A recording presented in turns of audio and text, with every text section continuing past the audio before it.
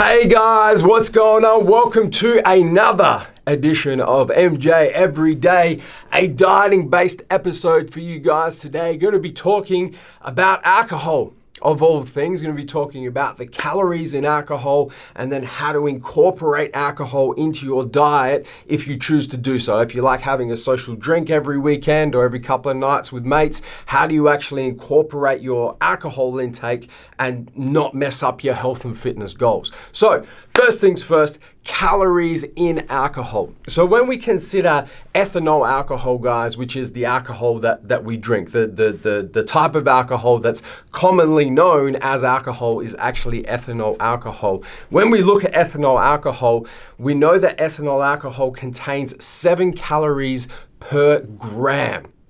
7 calories per gram of ethanol alcohol.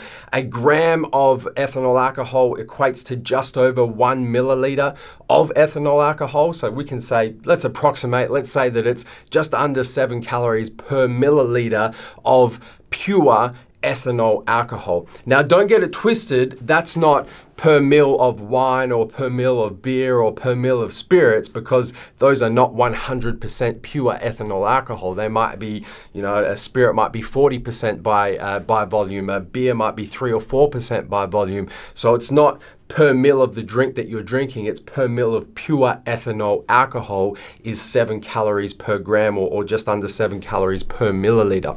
The easiest way to figure out the amount of calories in a particular drink that you may be drinking, there's 2 ways. Firstly, if you're drinking something that's pre-packaged, and in particular in Australia, most alcoholic beverages these days have to list the macronutrient profile of that particular beverage on the label. So you can actually have a look at the beverage if it's pre-packaged and see how many calories, and then it'll also tell you if there's carbohydrates, proteins and fats that naturally occur in that beverage, if it's a beer or a wine or whatever, that naturally occur in there, and in particular the amount of calories per beverage or per drink.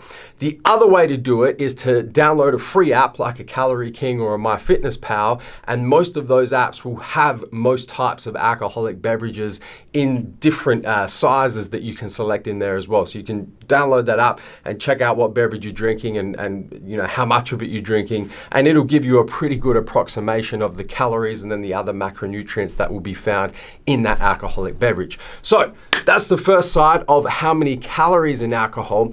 The next thing you guys have to consider is how does the alcoholic beverage, or how does alcohol in general fit into your diet?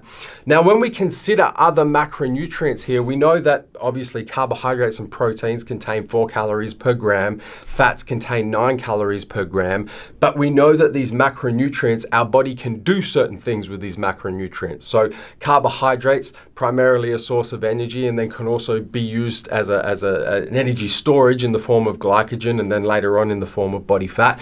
We know that protein can be used to rebuild and re-heal any type of tissue, and we know that fats can be used for a whole range of different uses in our body, including an energy source, including lubricating tendons and joints and supporting structures, and including supporting organ function, in particular brain function, heart function. So we know that these different macronutrients, although they contain calories, the calories can be used for different things in our bodies. The one peculiar thing about alcohol is ethanol alcohol is not a macronutrient. So the calories that occur in ethanol alcohol cannot be used by our body for anything else than a source of energy. That's it. That's the only thing that our body can do with the calories that naturally occur in ethanol alcohol, source of energy. So when you come to trying to incorporate alcoholic beverages into your daily macronutrient intake, they really don't incorporate into your daily macronutrient intake, which leaves us with a little bit of a problem, because if you want to have that occasional drink, what do you do in terms of what macros are you giving up? You have to account for the calories, but, it's not a simple substitution with a different macronutrient. What you have to consider at this point, guys, is because your body can only use the calories that occur in alcohol as an energy source, you need to be switching up something else that your body's going to use as an energy source, and the most obvious one is carbohydrates. So you want to be switching out your carbohydrate intake, so consume less carbohydrates, in order to make room for you to be able to consume the calories from the alcoholic beverage or beverages that you want to consume.